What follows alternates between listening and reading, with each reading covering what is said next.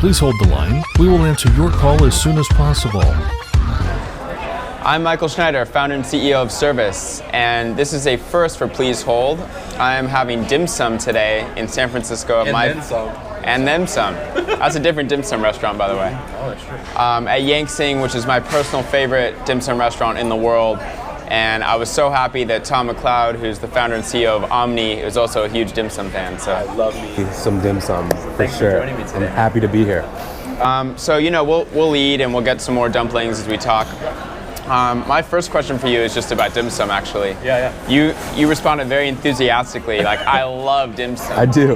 When did that love affair begin? Is it something you went through in childhood and you were eating dumplings, or was it a more recent phenomenon? No, I don't think I even had dim sum until like late in my life, like post-college in DC. Post-college? Post-college. Like I feel bad for you. It's severely lacking. Yeah. I'm making up for lost time now to the best of my ability. I think it started with me, even to a certain extent, I don't even think I knew I was having dim sum. Like I would have like a pork bow. Okay. Something, or I'd have a little thing that would have been a traditional part of some dim sum, and I would just order one. And then someone told me like, well, you can actually go and have this like a whole meal of small versions of these or little bits. And I was like, I actually don't know much about that at all. I don't think dim sum was very popular in like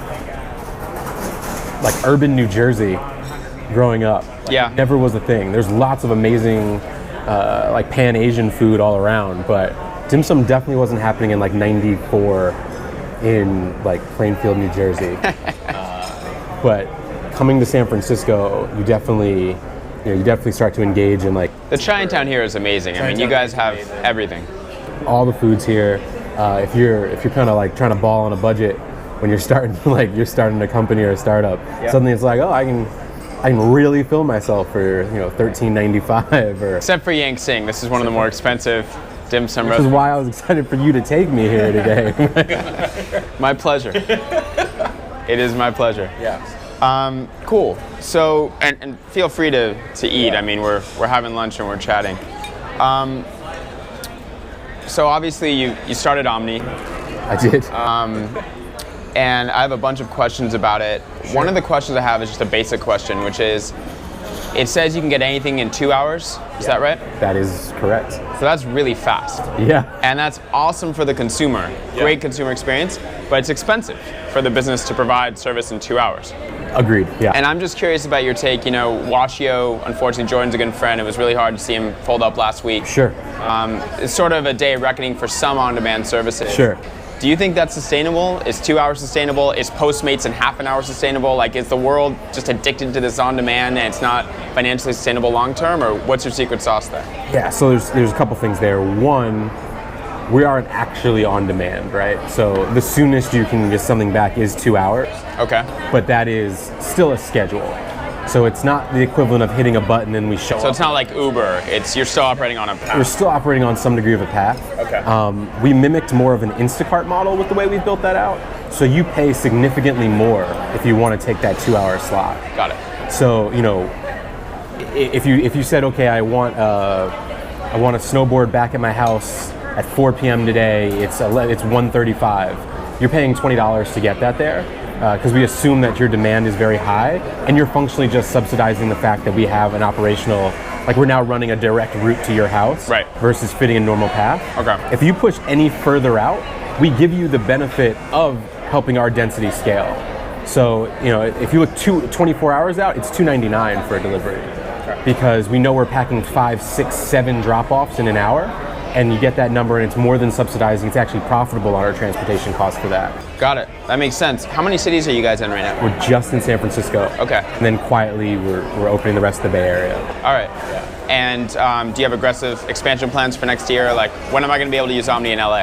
Oh man, LA is interesting. LA, we have a lot of demand. Like, we have a lot of human interest demand. Yeah. It might be partially biased because I have a lot of friends there.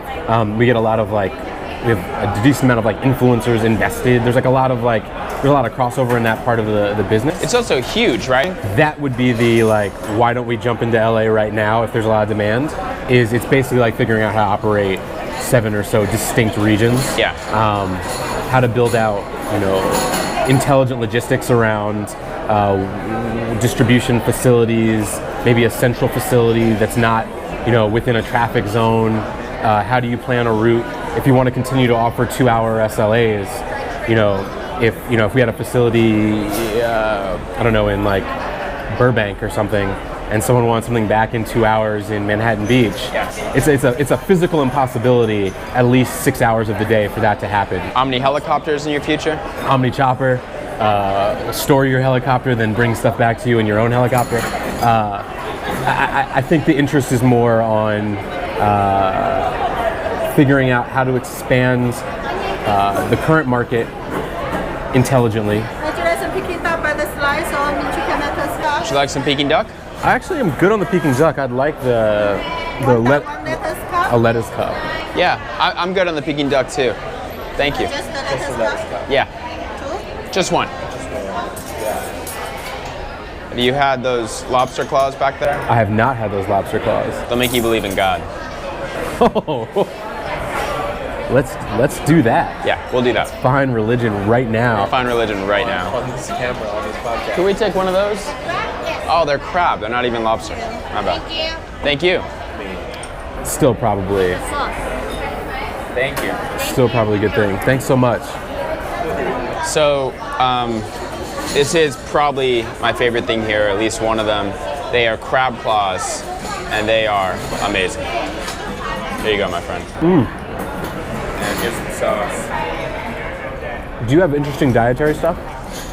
Diet, you mean like nutrition and? Yeah. Yes, my wife is a macrobiotic vegan eater most of the time. Okay. She eats fish, so that's how our relationship still continues successfully. We can go out for sushi. There's one crossover point. One crossover. But since I have met her, I eat 90% less meat, Wow. and I'm eating a lot healthier, and I'm grateful for that. Yeah, that's a good thing. It's a good thing. But once in a while, Yeah, cut down your dim sum. it does cut down my dim sum. Although she grew up in New Jersey, funny enough, eating dim sum. She grew up in Short Hills. And there was a dim sum restaurant that her family used to go to every Sunday, just like my family in LA. And I don't know what like Jews and Chinese food and the scientific relationship, but there was definitely There's a bond there? Every Sunday, there's a huge bond. That's interesting. I need to know where that is. Because I'm not that far from Short Hills. Pork bun, chicken mushroom, shrimp, shumai. I'll do a pork bun. That'll probably do it for me for a Do while. a hagao. Hang on, okay. I put it here, okay? Yeah, you can put it there. Yes, because you have this one. This is messing that diet up real bad for you right now. Are you on a diet? No, yours. Steam Oh, pork. my diet, yeah. Any more other one? No, that's good for right now. Thank you. My diet is when I'm around her, I eat a lot better than when I'm left to my own devices. That's my diet. Quality time with the spouse. Yes. Some special honey wanna shoot? Oh, we're okay, thank you. Thanks. So, I'm curious about photos. And it's cool to see you all decked out in Omni gear. Yeah. Are there Omni pajamas too that you sleep in at night? If there were, I'd wear them. You'd wear them? I love that. I should have worn my Wizard t-shirt for service today. We could have traded. We could have done like a take off the We should have done that. I like your swag. little swap Yeah, thing. we'll do that next time for sure. I could have given you this hat. You could have given me a wizard hat. Did you see those at South by? We had those big pointy hats. I'll give you one of those next time. So you guys take these really beautiful photos of everything that comes into your system. I have two questions. Why do the photos need to be so beautiful? Like isn't there a function versus form and efficiency kind of thing? And isn't that really expensive, or have you guys found a way to just do it at scale? Answering reverse order, we spent almost a year before launching the product actually building out the back-end technology to do that work. So there's like a lot of like actual, Spent a year on figuring out how to take photos great at scale. not just the photos, but how to store individual distinct types of items. Because it's not just about the photos, it's the fact that we actually charge you and build a system based off of like your actual stuff. Right. I mean, what we're building towards with Omni is this idea of like an operating system for your things. Like that's what Omni should be to you within the next year. More functionality, more optionality. You put this layer of sort of transport distribution on top of what in the past was just dead space in a closet or a garage or an attic. And what does that start to look like? So does that mean, and I'm going to get to the sharing question because I think that's super cool, but does that mean eventually Omni knows that I have, people probably aren't storing too many iPads with Omni, I'm guessing, but let's pretend Omni you knew I had an iPad, and Apple releases a new model. That's interesting data, right? I might be amenable to marketing from Apple or a reseller to buy a new iPad. Like eventually, does it go there? Eventually, potentially. Those types of pieces, we view the company as building towards a platform. So, we're going to give you this ability to potentially let other people build that stuff out on top of Omni. So if you had, interesting ideas around, like, I want to build a referral, item upgrade service on top of Omni, you would say, hey, I authorize upgrade.io access to my Omni account, and it'll constantly track to see if there's newer versions of my stuff. I don't think we need to build out every idea that could be built on top of Omni. I visualize it as an actual true platform play. I think we've built out a foundation based upon sort of these ideas of rapid transfer of ownership, intake, distribution, and giving someone the power to put that and layer other businesses and services on top of it, with us just being sort of the infrastructure that allows those, will be an interesting way to go there. So do I think we'll ever build that? I don't know. Do I think someone would build that service? So you have a platform that knows what I have, beautiful photos of it in great detail, and then someone else can use that data to do something interesting. For sure. I think the end potentially use that as a powered by Omni kind of concept, right? So having that means that you still need to use Omni in every piece of that. Yeah. Similar to a Facebook OAuth or something of that nature. I grant eBay access to my Omni account. Right. Those types of things to build those apps. So you could say, hey Omni, I want to sell everything that's more than 2 years old, grant eBay access, and then potentially someone could build something where it just posts all that on eBay. I would love to see that happen. Yeah, very cool. Yeah. So tell me more about sharing. We obviously live in a world that's very sharing optimized these days, right? Like the Uber I got in wasn't my car, and my wife uses a service where she can get clothes that come to our house that we don't own, and she uses a dress and then can send it back, get another dress. Do you think it's just, are our kids going to even know what it means to buy something, or are we always going to rent? And when you were thinking about setting up that photo setup and taking these beautiful photos, was that already in the back of your mind? Like, I'm going to let my friends use my stuff and they need to see what I have? And that's all part of the sharing thing, or just talking about sharing? Totally. So, in the very first version of the deck, there was a logo that said Omni Share. We now call it lending because we found that sharing actually is an idea of photos is very we actually want you to be able to share the photo, which is more about sharing, but lending is the physical movement of an item. But regardless, there was an idea early on that there would always be that type of stuff. That was part of the reason for doing the photography, was this idea that to build an actual marketplace on top of the world's secondary marketplace potential of things, you need some base things. You need images, you need data, you need length, width, height, volume, you need SKUs if potential, you need a general understanding of the brand, quality. There's a bunch of things that you need to be able to power anything going that direction. So from day one, we were building out with the idea that these would be things that we should be able to turn on at some point. When you talk directly about where I think sharing goes, slide one of the deck, slide one of every deck I've ever done, says, I want to fundamentally change the way people think about ownership. Right now, ownership is about physical possession. You own something because it's in a pocket of air that you pay for. It's in your house, it's in your car, it's in a garage, it's in your parents' basement. Whatever, it's yours because possession is 7/10 of the law, right? And that's how you say it. I think we should get to a position relatively soon, and hopefully we're accelerating that, where ownership is determined by any version of parties, potentially Omni saying that this is yours. We're a third-party trust source. We're more like the bank. Money went this way 70 years ago, like credit and different things. We should look more like that as a structure, and that access to your items and to the things that you own, or to the things the collective mass of humanity own, is significantly more valuable at scale on a planet than just being 15 people within a 5-block radius of me all own a drill, or they all own a camping stove, which none of us use more than twice a year. Right. Why is that? So today, if we're friends and you have a snowboard on Omni and I want to use it, I can ask for permission and you could say yes and I can get it delivered by Omni. Is that the way it works today? In 2 hours, if I want to pay for it. What about strangers though, right? Like maybe a stranger is willing to pay me $30 to rent that snowboard for the weekend and otherwise just sitting in your warehouse. Is that the next wave? I think we head that direction. Right now the business is, I think to a large extent, line of best fit. You walk into any conference room at Omni HQ, there's 45 ideas for things we could keep going, what directions product head. There's a lot of deliberation over where do you go next, what happens, and a lot of it right now is like the core business works. Users are putting in things, everyone's account grows. It's a great feeling. It doesn't hold your stuff hostage.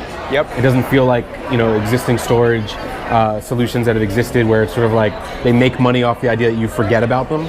Like we actually are constantly communicating with you, nurturing, giving you suggestions on things you can do with your stuff. It's a whole different position and play. Is there a charity angle? I would imagine that someone like a United Way would look at your inventory and especially the stuff that's like hasn't moved in a year. And that's a huge potential charity angle. Right now we're working on how to put those together in a way that makes logistical sense and obviously core business sense. Yeah. But people right now go into our little support concierge conversation. They say, hey, I'm going to do a checkout right now, but honestly, I don't want this stuff back. I'd love to be able to donate it. And we already fulfill that. Oh, you do? It's not a first party service, so we're not promoting it yet because I would like to launch that in a actual productized, super seamless way that feels good.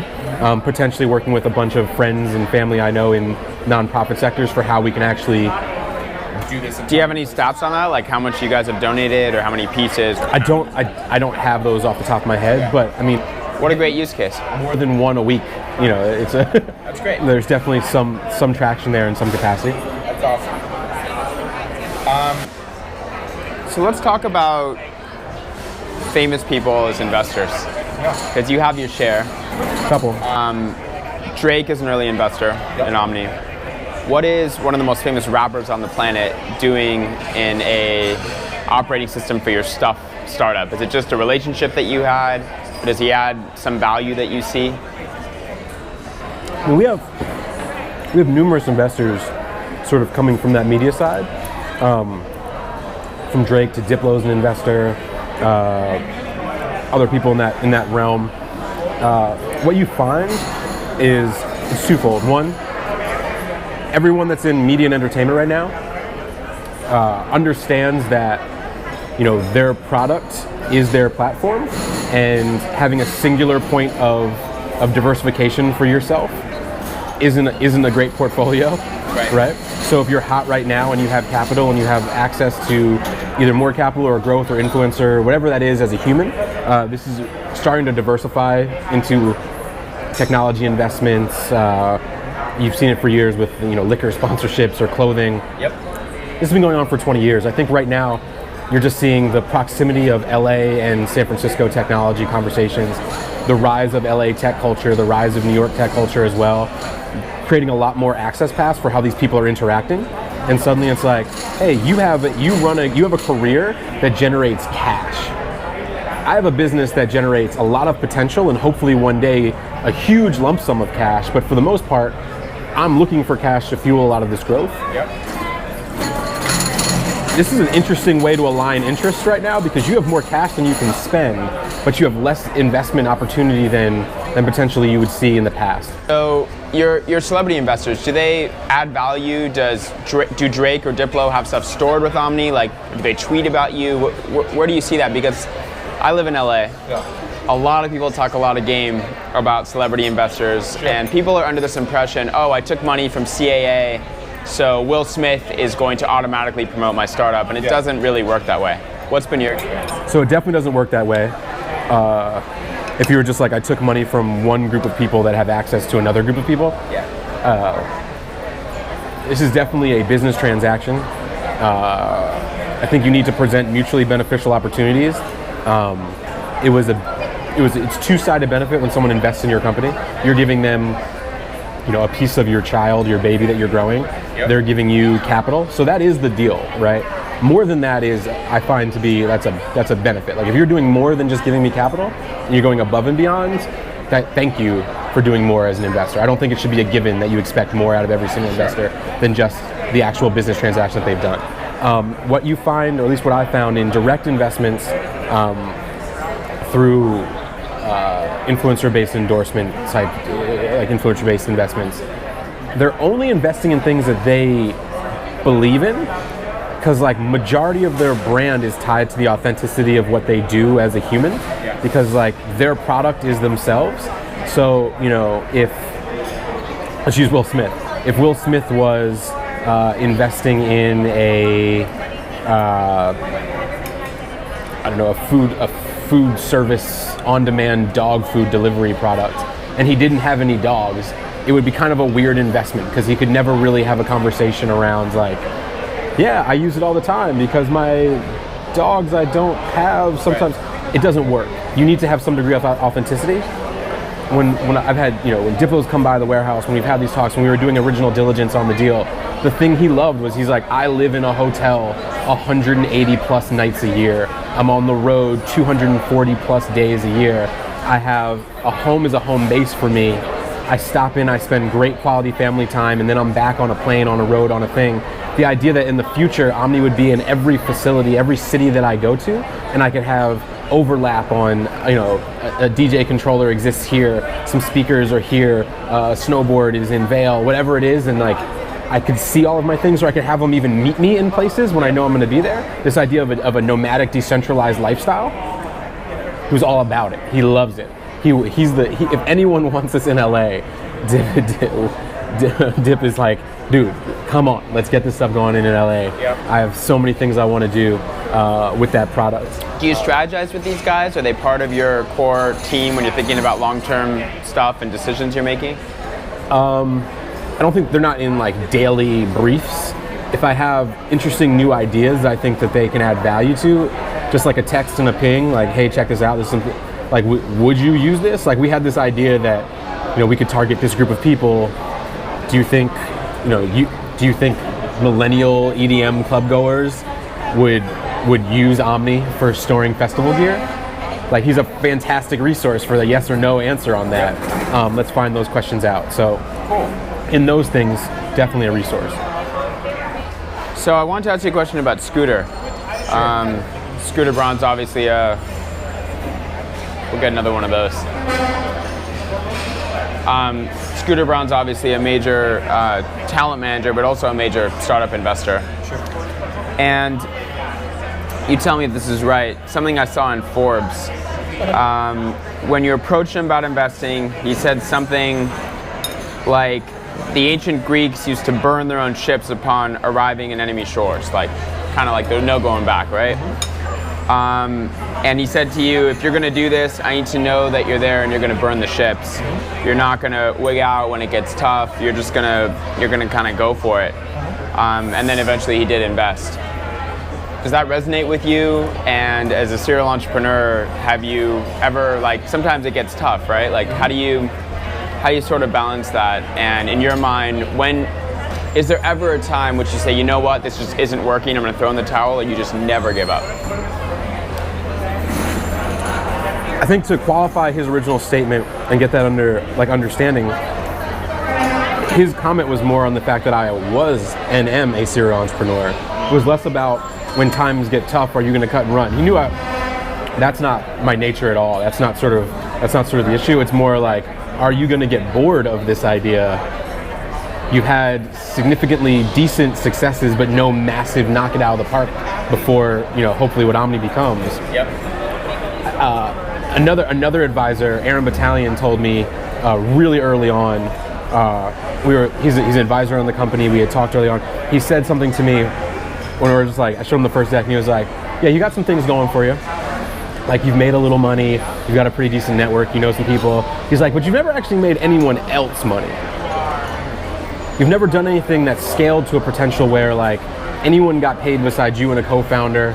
You never even took those risks. You basically built really strong bootstrap companies, which looks great from a like hustler, serial entrepreneur. This guy knows how to like be scrappy and build. He's like, but this isn't how you're gonna be able to run this company. You're not gonna go over and walk in there and say, hey, I'm gonna scrappily put together a warehouse that stores 100,000 items. Like, there's a level of trust that people are gonna wanna see, like a strong understanding of use of funds, what you're doing here. And those were two parts of the same conversation, I think, which was more, you know, are you telling me you're the guy that will have the stick with itness to execute on a unbelievably complicated business? You know, we are a logistics company, we're a data company, we're a forward-facing consumer mobile product. We're to a certain extent almost a light insurance company, right? Like we look at, you know, keeping condition quality. We're basically have some degree of a photography app because of the level of, we cross so many different things, and over time, automation and robotics, potentially like self-driving car distributions of things. This business is wide. Complex business. We're in a complex business, and I just verbosely explained why. My answer to those has actually been because the business is so complex. Even if you believe my core nature is like, you know, I want to try new things constantly. Like this is a business that actually enables me to do that. It touches on, you know, my strengths as a CEO of a company like this are the things that you already described: strong network, ability to have a conversation with people, deep belief in the long-term vision of the company. But it's also a business that, like, if I'm interested in suddenly learning about computer vision, great. Like we can focus on that. We can see these things going. It touches on, like, it's a great business for a certain. Another way to say that, you're kind of like ADD nature, where you're always looking around. Your business is so complex that you can almost satisfy that craving for different stuff. I wanted to ask you about customer service. Sure. You said something earlier to me off camera that I thought was super interesting, where you said customer service is actually part of growth at Omni, not a cost, which is pretty revolutionary. Most companies consider customer service a cost of doing business. Talk to me a little bit about that. Sure. I mean, it's twofold, right?